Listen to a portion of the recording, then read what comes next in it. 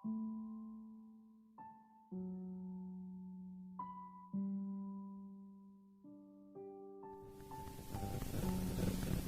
bersyukur kepada Tuhan. Sebenarnya yang kita peringati pada hari ini adalah Yohanes 3:16, di mana dikatakan karena demikian Allah mengasihi isi dunia ini sehingga dikaruniakannya anaknya yang tunggal itu, supaya barang siapa yang percaya kepadanya tidak binasa, melainkan beroleh hidup yang kekal.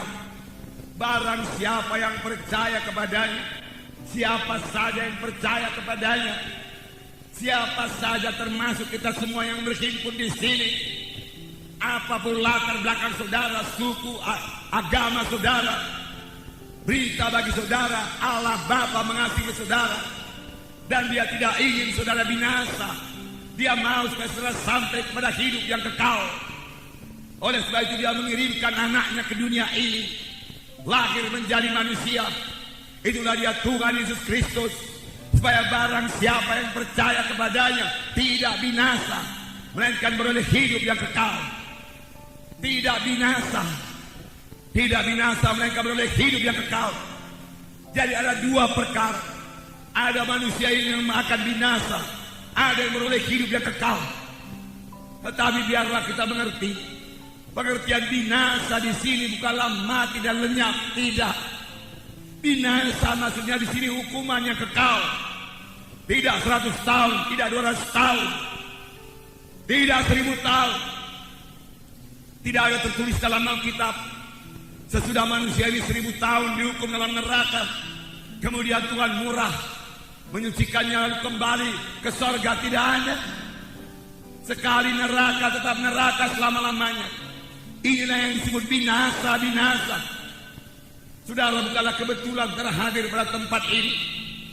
Janganlah seorang pun masuk ke tempat kebinasaan tersebut, yaitu neraka yang kekal. Percaya atau tidak percaya, neraka ada. Sudah ada. Bahkan sudah banyak orang ke neraka.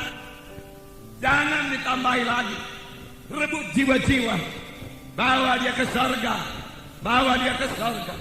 Tapi di samping neraka ada sorga yang kekal. Sorga selama-lamanya, selama-lamanya.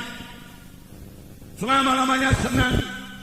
Di sorga tidak ada kebinasaan. Di sorga tidak ada penyakit, tidak ada kesusahan, tidak ada setan.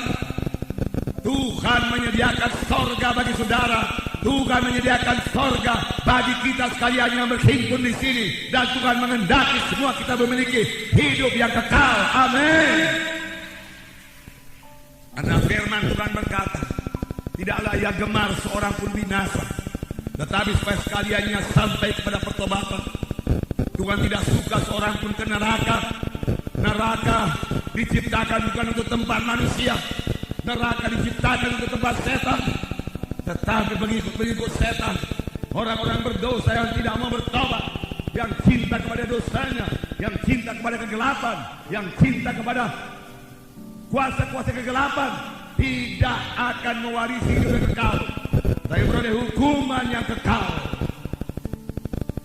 Jadi yang kita peringati pada hari ini, Yohanes 3:16 digenapkan Tuhan. Firman Tuhan berkata, sebagai anak-anak Tuhan bahkan kita harus mengetahui dengan pasti apakah kita sudah selamat atau belum, apakah kita sudah lahir baru atau belum. Dan kita harus mengetahui dengan pasti kalau kita mati kemana.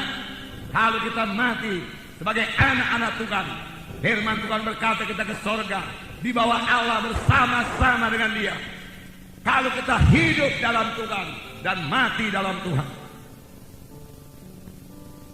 1 Tesalonika berkata mengenai orang yang mati, janganlah kamu bodoh, biarlah kamu mengetahui semua orang yang mati dalam Tuhan di bawah Allah besertanya. Keselamatan ditentukan oleh hubungan pribadi kita dengan Yesus. Keselamatan jiwa, keampunan dosa, lahir baru, hidup yang kekal, semua itu sejalan, bukan ditentukan oleh pencatatan nama di gereja. Firman Tuhan berkata dalam 1 Yohanes pasal 5 ayat 11 dan 12 dikatakan, Dan inilah kesaksian itu. Allah telah mengaruniakan hidup yang kekal kepada kita. Dan hidup itu ada di dalam anaknya. Barang siapa memiliki anak, ia memiliki hidup. Barang siapa tidak memiliki anak itu, ia tidak memiliki hidup. Semuanya yang dituliskan kepadamu supaya kamu yang percaya kepada nama anak Allah itu tahu ataupun mengetahui bahwa kamu memiliki hidup yang kekal. Di sini dikatakan, inilah kesaksian itu. Allah telah mengaruniakan hidup yang kekal kepada manusia ini. Tetapi siapakah yang selamat? Siapakah yang menerima karunia itu? Di sini dikatakan, barang siapa memiliki anak. Anak ditulis dengan huruf besar. Maksudnya bukan keturunan. Bukan maksudnya barang siapa yang memiliki keturunan dia memiliki hidup yang kekal. Tidak. Maksudnya di sini barang siapa yang memiliki Yesus, ia memiliki hidup yang kekal. Barang siapa tidak memiliki Yesus, ia tidak memiliki hidup yang kekal. Rasul Yohanes berkata, supaya kamu mengetahui bahwa kamu sudah beroleh hidup yang kekal, yaitu kamu yang percaya kepada nama Anak Allah Yesus Kristus. Supaya kamu mengetahui. Sidang pertama, semua mengetahui dengan pasti bahwasanya dia beroleh hidup yang kekal. Itu sebabnya kepada sidang pertama, mati martir tidak menjadi persoalan. Dia tahu kalau dia mati martir, itulah dia berjumpa dengan Tuhan dan Juru Selamat. Kehidupannya tidak akan berhenti. Kehidupan saudara juga tidak akan berhenti. Barang siapa yang memiliki Yesus, dia memiliki hidup. Barang siapa tidak memiliki Yesus, dia tidak memiliki hidup yang kekal. Jadi keselamatan jiwa bukan tergantung dari kebaikan saudara. Firman Tuhan berkata, kebaikan manusia ini, kejujuran manusia ini hanya sebagai kain lapuk di hadapan Tuhan. Memang sesudah selamat, saudara harus bertobat. Harus bertobat. Dan sesudah kita selamat, yaitu sesudah kita menerima Yesus sebagai Tuhan dan Juru Selamat kita sanggup melawan dosa itu. Mengapa? Karena kita tidak sendiri lagi.